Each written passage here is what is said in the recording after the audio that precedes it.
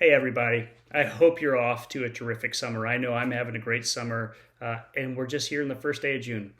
I wanted this summer to spend time talking about some books that I found particularly valuable to me. This week, I wanted to highlight a book you may not have heard before, but it's great, called From Startup to Grown Up by Alisa Cohn. I first heard about Alisa when I was listening to a Tim Ferris podcast where she was the guest. I learned a little bit more about her. She's an executive coach, worked with Marshall Goldsmith, and just has an incredible resume.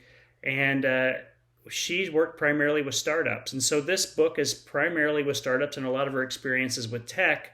But as I read it and got into it, this is something I think all business leaders could get a lot out of, especially yes, those startup phases, but also small business leaders. There's a lot of stuff in here like tips about hiring, firing, building culture, working with boards, working with co-founders.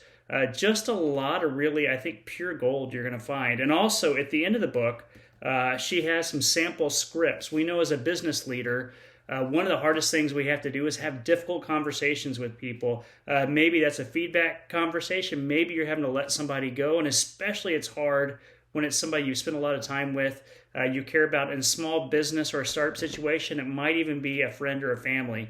And she has some great scripts as a place to start to do those conversations and do those conversations well. So I highly recommend this book.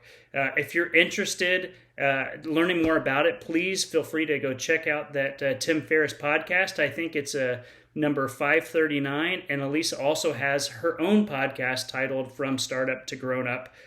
She interviewed Seth Godin this past month. So she's getting some really top-notch thinkers in there. And I think you will find that your time is well invested with her. I hope this is helpful. Thanks and have a great day.